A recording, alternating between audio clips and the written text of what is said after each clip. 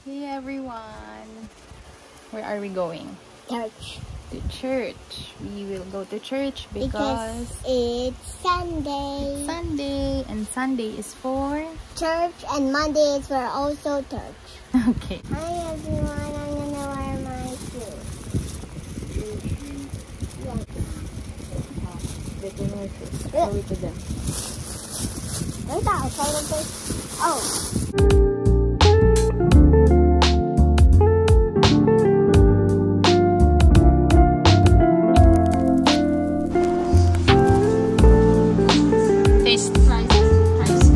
Wow! Yummy?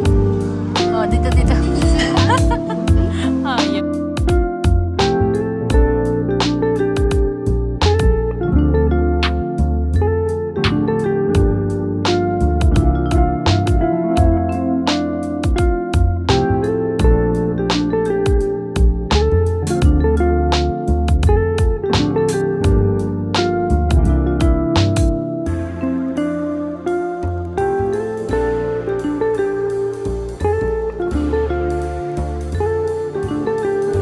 Itong prepare namin ay ibinibigay namin sa mga pamilya or sa mga makita naming tao na nakatira lang sa lansangan para at least makapagbigay kami ng maliit na blessing at mapasaya namin sila sa araw na yun kasi ito yung binigay sa amin na sign ni Lord para tumulong.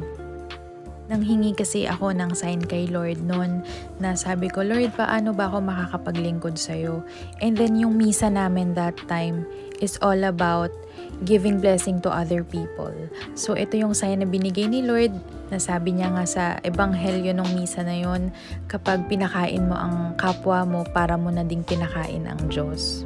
So ayun, kahit sa simpleng paraan, kahit wala man kaming gaanong yaman, sa simpleng pamamaraan namin, makapagbigay ngiti kami at saya sa mga taong nabiyayaan.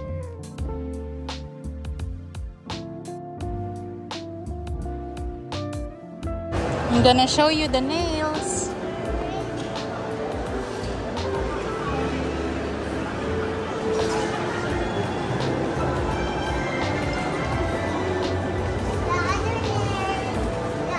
Surprise! Find it. Find it. Go there.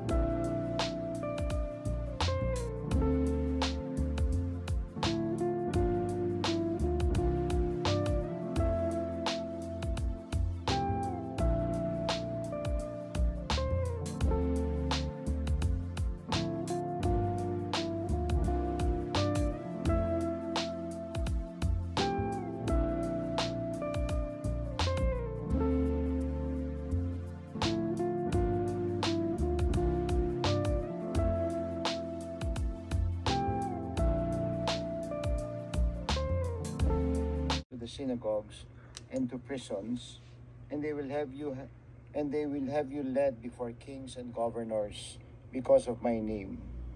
It will lead you to giving testimony. Here you have now Christ sort of warning that there will be persecution. So of course you need to understand the context. Kakape ako mga mamsi, ready na ako mag-online mass. Every morning, alam nyo, back to normal na yung aking gising. I'm so happy.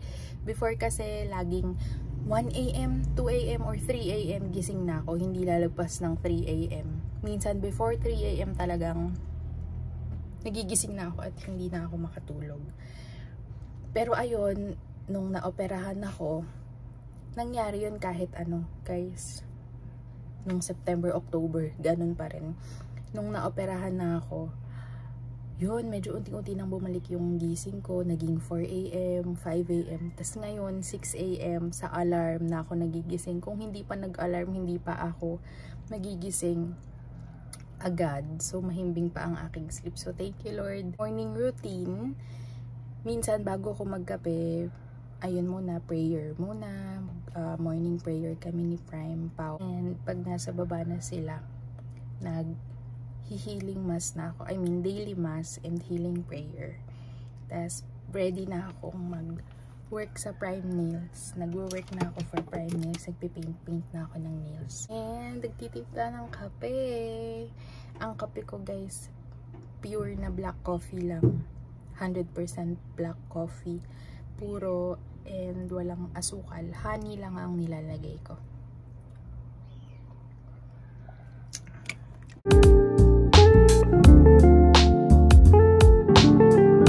Pag wala naman na akong ginagawang order, sumasama ako sa pagsundo kay Prime. And kapag napaaga kami, pinapanood namin kung ano yung ginagawa niya sa loob ng room.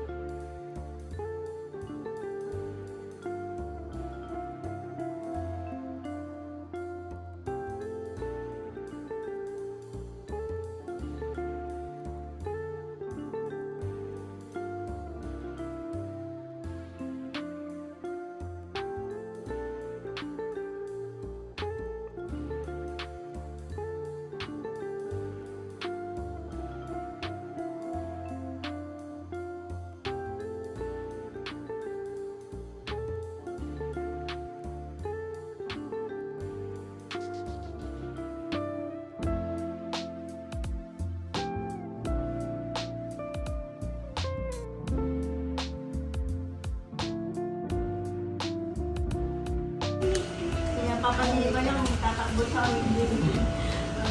We have Jingle Bell Rock! That's Jingle Bell! Want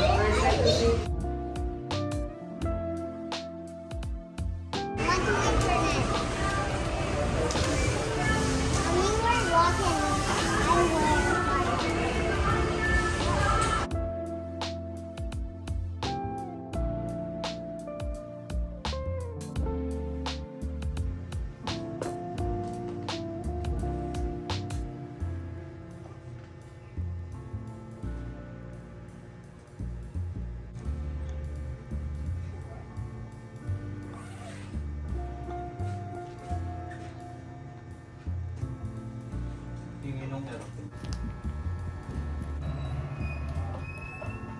We're gonna make dumplings. Gas is ubos. Carrot juice.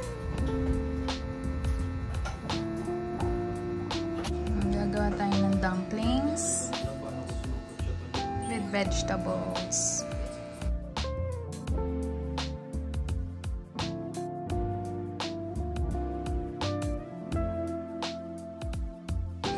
Let's wrap it.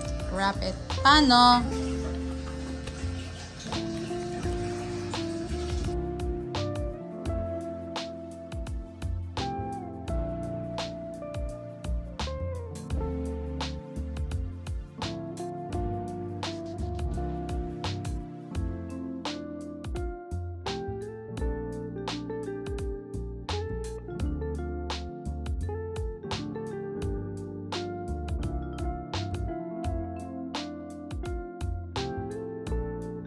Hello everyone, ito yung binili namin kanina.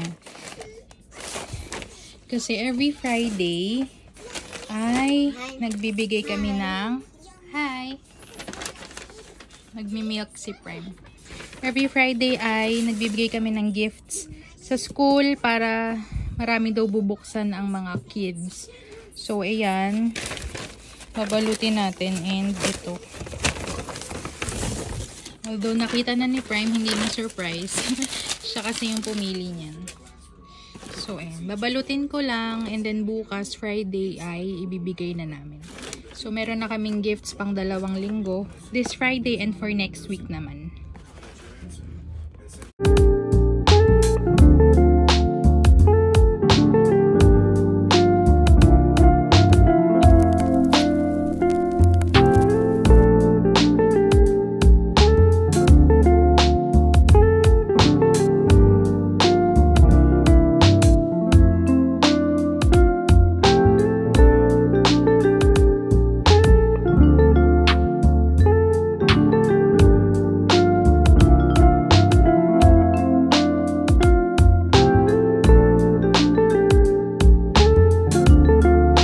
Ito namang Sunday na ito, adobo naman ang menu, ang ulam na ipinamigay namin. And pumunta kami sa simbahan nila Father Marvin sa Santa Lucia Parish ng Novaliches dahil nandoon ang milagrosang Birhen ng Manawag.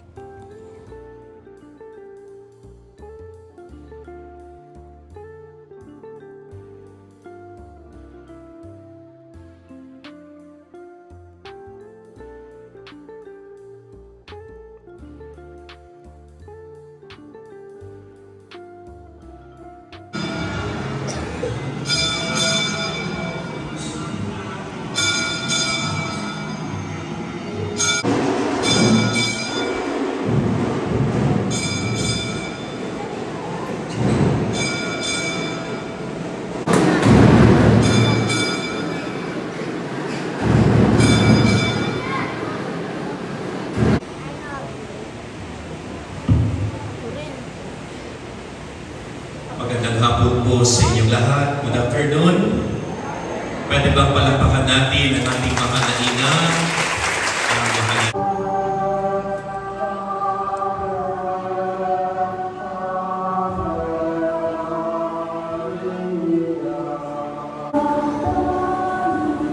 Thank you. Give us this day our daily bread, and forgive us our sins. It's like our prayer. Forgive those who trespass against us, and lead us not Sinners. sinners. What does this mean, Mom? Hail Mary. Amen. Amen. Hail Mary, full of grace, the Lord is with thee. Blessed art thou among women, and blessed is the fruit of thy womb, Jesus. Holy Mary, Mother of God, pray for us sinners, now and the hour of our death. Amen. And from his roots a bud shall blossom. The Spirit of the Lord shall rest upon him.